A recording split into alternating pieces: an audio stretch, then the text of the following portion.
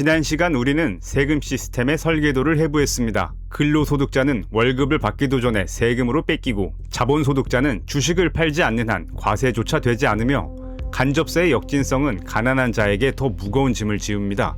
이 모든 것이 완전히 합법입니다. 시스템이 그렇게 설계되어 있기 때문이죠. 프랑스 혁명도 미국 독립도 다 세금 때문에 일어났고 역사는 불공정한 세금 앞에서 무너졌습니다. 그런데 왜 지금은 아무것도 바뀌지 않을까요?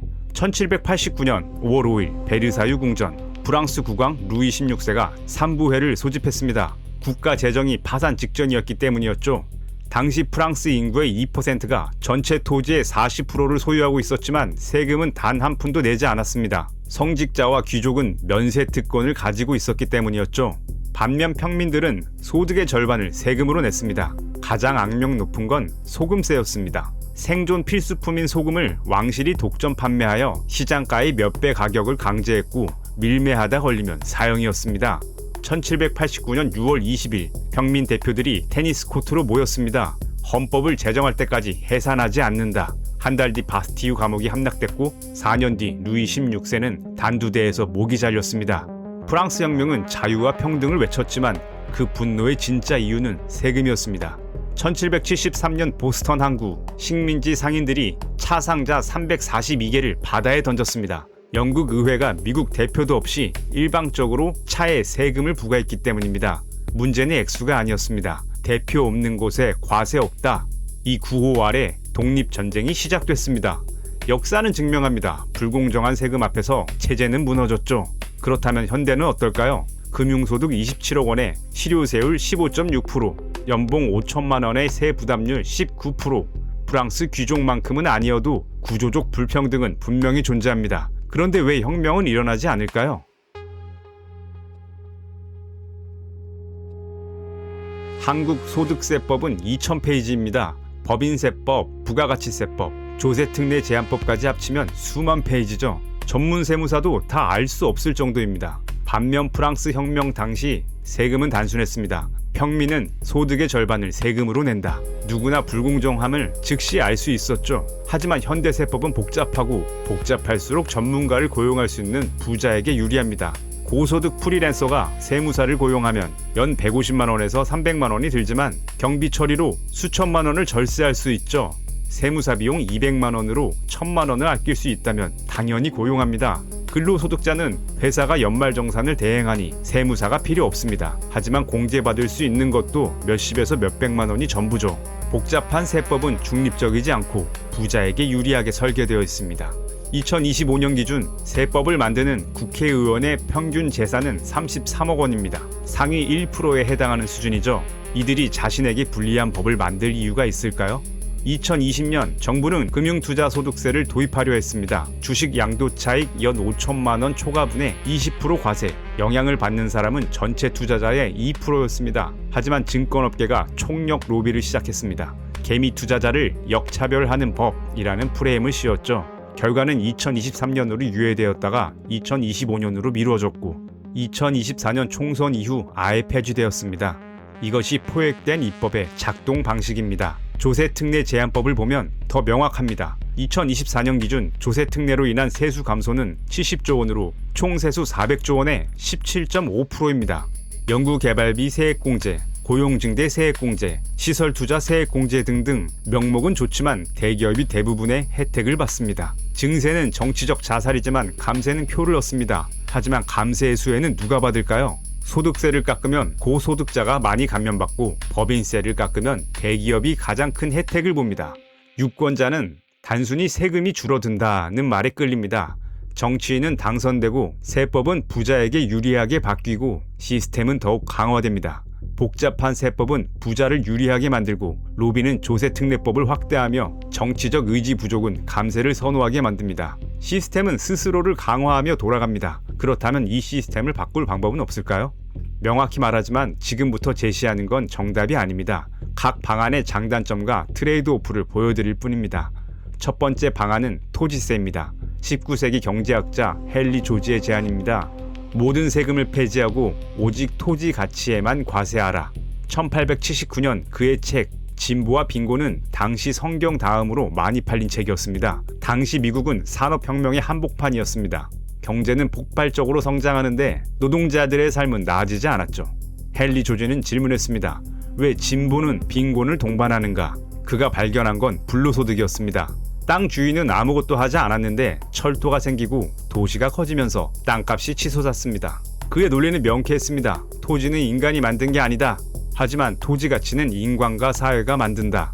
지하철이 생기면 땅값이 오르고 학교가 들어서면 땅값이 오릅니다. 땅 주인이 노력해서가 아니라 사회가 발전해서 오른단 말이죠. 그렇다면 그 상승분은 사회가 가져가야 한다. 이것이 토지 단일세 이론입니다. 장점은 명확하죠. 생산 활동을 저해하지 않고 회피가 불가능하며 투기를 억제합니다. 하지만 단점도 명확합니다. 한국 가계 자산의 70%가 부동산입니다. 토지세가 도입되면 이들의 자산 가치가 폭락할 수 있죠. 정치적으로 실현 가능성은 거의 없습니다. 하지만 아주 불가능한 것도 아닙니다. 한국도 이미 재산세와 종합부동산세로 부분적으로 운영 중입니다. 싱가포르는 국토의 90%를 국가가 소유하고 99년 임대 방식으로 제공하죠. 두 번째 방안은 부유세입니다. 부유세는 번 돈이 아니라 가진 재산, 즉 당신의 총 자산에 매기는 세금을 말합니다. 2019년 엘리자베스 워런이 제안합니다. 순자산 700억 원 이상의 연 2%를 과세하자. 장점은 자산 불평등 완화입니다. 소득세는 높지만 자산에는 세금이 거의 없으니까요. 하지만 단점이 치명적입니다. 자산을 어떻게 평가할까요? 미술품이나 골동품은 어떻게 평가할까요? 그리고 자본 도피가 발생합니다. 프랑스가 2018년 부유세를 폐지한 이유가 이겁니다. 2000년에서 2012년 사이 1만 명의 백만장자가 떠났고 세수는 오히려 줄었습니다. 하지만 노르웨이와 스위스는 작동시키고 있습니다. 핵심은 출국세였죠. 국적을 포기하고 떠나는 순간 보유한 모든 자산을 시가로 평가해 과세합니다. 떠나는 것보다 남아서 부유세를 내는 게 유리해지는 거죠. 세 번째 방안은 금융거래세입니다. 현재 한국은 주식 거래에 0.23%를 부과합니다. 이를 0.5에서 1%로 올리자는 제안이죠. 장점은 단기 투기 억제와 세수 증대입니다. 한국 증시 1평균 거래대금 20조 원에 0.5%만 과세해도 연간 25조 원의 세수가 생기지만 증시가 위축되고 투자자가 이탈할 위험이 큽니다. 1984년 스웨덴이 실제로 주식 거래의 0.5%, 채권의 0.003%로 금융거래세를 도입했습니다. 결과는 채권 거래량이 첫 주에 85% 급감하고 선물 거래는 98% 감소, 주식 거래의 60%가 런던으로 이동했습니다. 세수는 예상의 3에서 5%만 거쳤고 1991년에 폐지됐습니다. 반면 영국은 0.5% 주식 거래세를 1694년부터 지금까지 유지합니다. 영국이 글로벌 금융 허브라서 가능한 거였죠. 한국은 그 정도 지위는 아닙니다. 세 가지 방안 모두 완벽하지 않습니다. 토지세는 저항이 크지만 부분 실현은 가능하고, 부유세는 집행이 어렵지만 출국세를 결합하며 작동할 수 있으며, 금융거래세는 증시를 위축시키지만 신중한 설계로 조절 가능합니다. 정답은 없지만 하나는 분명합니다. 시스템을 바꾸려는 정치적 의지가 필요하다는 것, 그리고 정치적 의지는 투표로 만들어진다는 것입니다.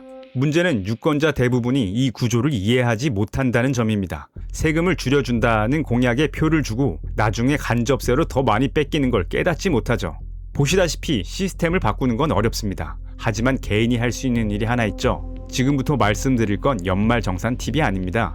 ISA 계좌를 만들고 연금 저축을 넣고 의료비를 공제받는 방식은 유튜브에 널렸습니다. 그건 가려가는 속도를 조금 늦추는 것일 뿐입니다. 본질적으로는 여전히 시스템의 부품이죠. 우리는 어떻게 부품에서 벗어날 수 있는가에 대한 질문을 던져야 합니다. 전편에서 봤듯이 세금은 소득의 종류로 작동합니다. 근로소득, 사업소득, 자본소득, 이 세 가지는 단순한 분류가 아니라 계급을 나누는 설계도입니다. 근로소득자는 시간을 팔아서 돈을 버는 자이기에 출근을 멈추는 순간 수입도 멈춥니다. 세금은 월급을 받기도 전에 원천징수로 뺏기고 거부할 권리조차 없습니다. 사업소득자는 조금 낫습니다. 경비 처리가 가능하고 세무사를 고용해 절세할 여지가 있습니다. 하지만 여전히 일을 멈추면 수입도 멈춥니다. 자본소득자는 다릅니다. 이들은 돈이 돈을 벌게 만드는 자입니다. 주식 배당, 부동산 임대, 채권 이자, 당신이 자든 깨든 일하든 놀든 돈은 알아서 불어납니다. 주식을 팔지 않는 한 양도소득세는 과세조차 되지 않습니다. 시스템은 당신이 어디에 속하느냐에 따라 완전히 다른 대우를 합니다. 근로소득자는 갈려나가는 자이고 자본소득자는 시스템을 이용하는 자입니다.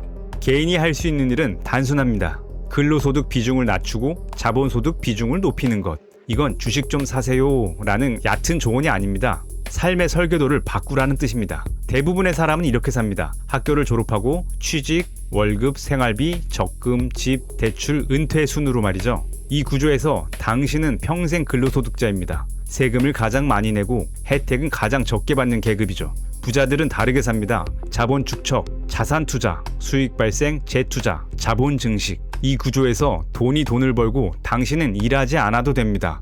차이가 보이시나요? 근로소득자는 시간은 돈이라는 구조에 갇혀 있고 자본소득자는 자본은 돈이라는 구조로 움직입니다. 시간은 유한하지만 자본은 무한히 증식할 수 있습니다.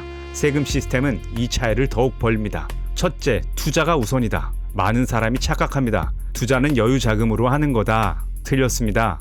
여유 자금이 생길 때까지 기다리면 영원히 근로소득자로 늙어갑니다. 월급의 일부를 무조건 투자로 돌리십시오. 주식이든 부동산이든 사업 지분이든 목표는 돈을 버는 구조를 만드는 것입니다. 물론 위험하다고 생각할 수 있지만 근로소득만으로 평생을 사는 것보다 위험할까요? 은퇴 후엔 수입이 끊기고 연금만으로는 턱없이 부족할 텐데 말이죠. 둘째, 소득 구조를 점진적으로 전환하라. 처음부터 회사를 때려치우라는 게 아닙니다. 근로소득을 유지하면서 자본소득 비중을 서서히 늘리는 거죠. 20대에는 근로 90%, 자본 10%로 자본소득 비중을 시작하고 50대에는 근로 20%, 자본 80%의 비율이 되도록 플랜을 짜는 겁니다. 일단 근로와 자본의 비율을 역전시키는 것이 목표죠. 자본소득이 생활비를 커버하는 순간 당신은 더 이상 회사에 의존하지 않아도 됩니다. 이것이 진짜 의미의 경제적 독립입니다. 셋째, 시스템을 역이용하라. 시스템이 자본가에게 유리하다면 당신도 자본소득자가 되면 됩니다. 주식 양도세는 연 5천만 원까지 비과세입니다. 부동산도 1주택자는 계속 바뀌긴 하지만 대체로 양도세 비과세죠. 이건 합법적 탈세가 아니라 시스템이 허용한 룰입니다. 부자들은 이미 이 룰을 100% 활용하고 있고 당신도 할 수 있습니다. 넷째, 시간을 벌어라. 많은 사람들이 착각합니다. 나는 투자할 돈이 없어. 틀렸습니다. 당신에게 없는 건 돈이 아니라 시간입니다. 자본 축적은 시간의 함수입니다. 연 10% 수익률로 30년간 투자하면 원금은 17배가 됩니다. 10%가 힘들면 5%로 계산해도 4.3배입니다. 월 100만 원씩 30년을 적립하면 약 3억 6천만 원이지만 같은 돈을 투자하면 약 8억에서 20억 원입니다. 단 하나 차이는 시작 시점이죠. 20대에 시작하면 시간은 당신의 편이지만 40대에 시작하면 시간이 부족하지만 그래도 시작해야 합니다. 하지만 현실을 직시해야 하죠. 대부분의 사람은 이 전환에 실패합니다. 왜일까요? 첫째, 지금 당장의 소비를 포기하지 못하기 때문입니다. 월급이 들어오면 생활비, 대출이자, 교육비, 여행, 외식 남는 게 없습니다. 투자는 미래를 위해 현재를 희생하는 것이지만 대부분은 이 고통을 견디지 못합니다. 둘째, 위험에 대한 공포 때문입니다. 주식도 부동산도 주식은 떨어질 수 있고 부동산도 폭락할 수 있습니다. 그래서 은행 예금에 돈을 묵혀두죠. 하지만 예금이자 2%로는 자본소득자가 될 수 없습니다. 인플레이션을 고려하면 실질 수익은 0%라고 보면 되죠. 셋째, 시스템이 주입한 관성 때문입니다. 학교에서는 열심히 공부해서 좋은 회사 취직하세요. 회사에서는 성실하게 일하면 승진하고 연봉이 오릅니다 라고 말하지만 아무도 가르쳐주지 않습니다. 근로소득만으로는 부자가 될 수 없다는 진실을요. 시스템은 당신이 순응하길 원합니다. 월급쟁이로 평생 세금을 내며 살길 원한다는 말이죠. 탈출하려면 스스로 깨달아야 합니다. 부자들이 이미 하고 있는 걸 따라하며 세금 혜택을 최대한 활용하는 것이 당신이 할 수 있는 유일하게 현실적인 선택입니다. 공부하지 않는 자의 지갑은 반드시 털립니다. 시스템을 이해하는 자만이 자신의 요새를 지킬 수 있습니다. 이상 뇌피티였습니다. 영상이 마음에 드셨다면 구독과 좋아요 부탁드립니다.